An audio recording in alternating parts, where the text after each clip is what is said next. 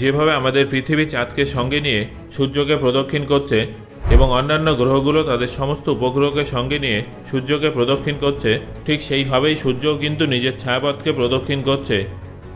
আর আমাদের সৌরমণ্ডল milky way গ্যালাক্সিতে আনুমানিক 200 billion নক্ষত্রের সঙ্গে একটা বিশাল বড় ব্ল্যাক হোলকে অরবিট করছে। আমাদের সৌরমণ্ডল এই ছায়াপথ এবং ব্রহ্মাণ্ডের একটা ছোট অংশ হলেও আমাদের কাছে এটা স্বয়ং কোনো ব্রহ্মাণ্ডের থেকে কম কিছু নয়।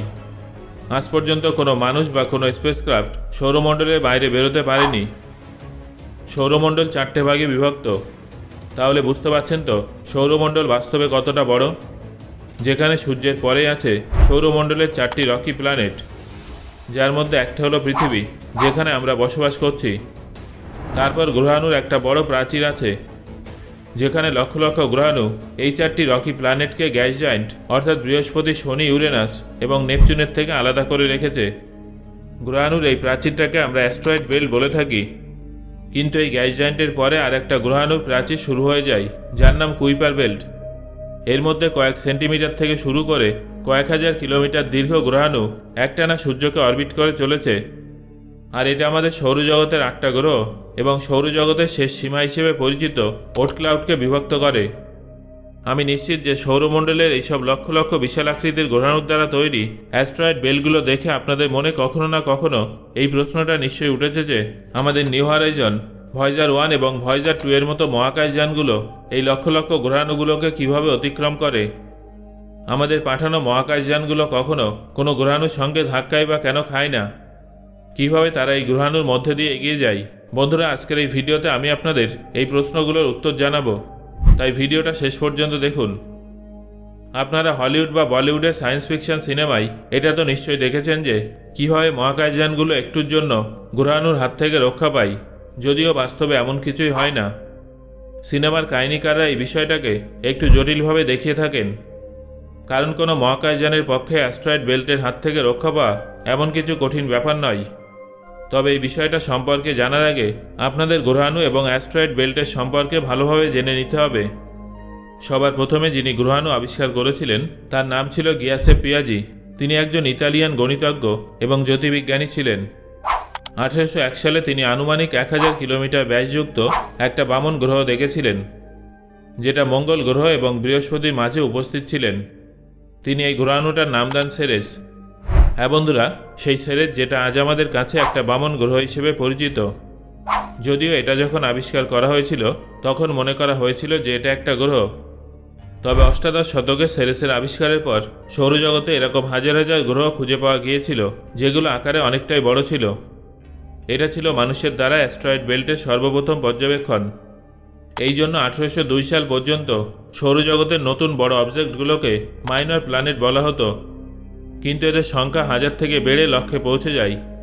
তখন এইসব অবজেক্টগুলোর নাম বদলে গ্রহাণু করে দেওয়া হয়, আর যে এলাকায় এই গ্রহাণুগুলো আছে তার নাম অ্যাস্ট্রয়েড বেল্ট রাখা হয়, অর্থাৎ বামন ঘরের একটা আলাদা জোন তাদের দিয়ে দেওয়া হয়।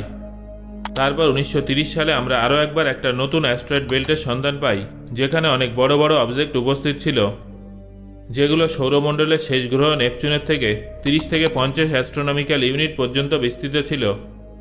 এর মধ্যেও কয়েক লক্ষ বামন গ্রহ সূর্যকে অরবিট করছিল, যার মধ্যে সবথেকে বড় অবজেক্টটা ছিল প্লুটো, যেটা 1930 সালে 18 ফেব্রুয়ারি আবিষ্কৃত হয়েছিল।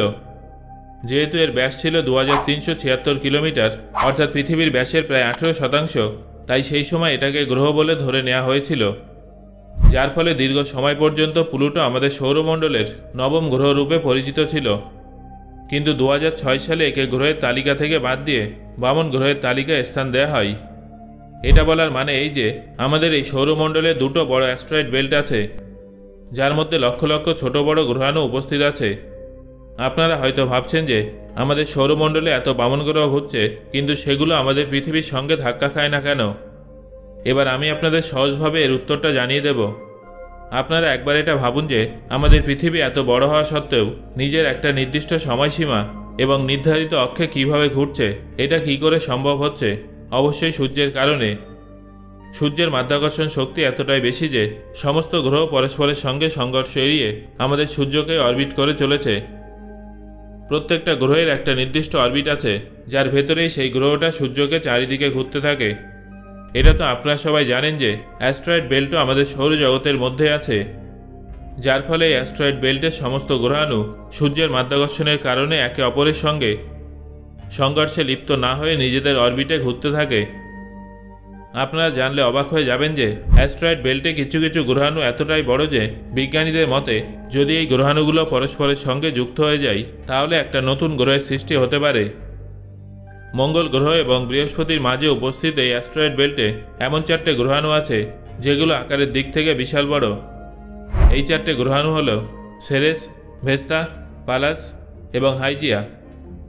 এবার হয়তো আপনারা ভাবছেন যে আজ পর্যন্ত কী এমন মিশন হয়েছে যেটা এইসব অ্যাস্ট্রয়েড বেল্টগুলোকে অতিক্রম করেছে। নিশ্চয়ই করেছে, কারণ আমরা বহু বছর ধরে সৌরমণ্ডলকে এক্সপ্লোর করে চলেছি। এর মধ্যে উপস্থিত গ্রহ এবং উপগ্রহে প্রাণের অনুসন্ধান করেছি। এর জন্য আমরা বিগত কয়েক দশকে সৌরমণ্ডলে একাধিক স্পেসক্রাফট পাঠিয়েছি। এর মধ্যে কিছু কিছু আজও আমাদের সৌরমণ্ডলের অ্যাস্ট্রয়েড বেল্টের পাশে থাকা গ্যাস জায়ান্ট গ্রহগুলোকে প্রদক্ষিণ করছে। এরকমই দুটো মিশনের নাম হলো ভয়েজার 1 এবং ভয়েজার 2। এই দুটো মহাকাশযানই নাসার দ্বারা তৈরি করা হয়েছে, যেটা বিভিন্ন সময় কেনেডি স্পেস সেন্টার থেকে লঞ্চ করা হয়েছিল, যার প্রধান উদ্দেশ্য ছিল সৌরমণ্ডলকে বাইরে থেকে চেনা এবং আউটার প্ল্যানেট সম্পর্কে তথ্য একত্রিত করা।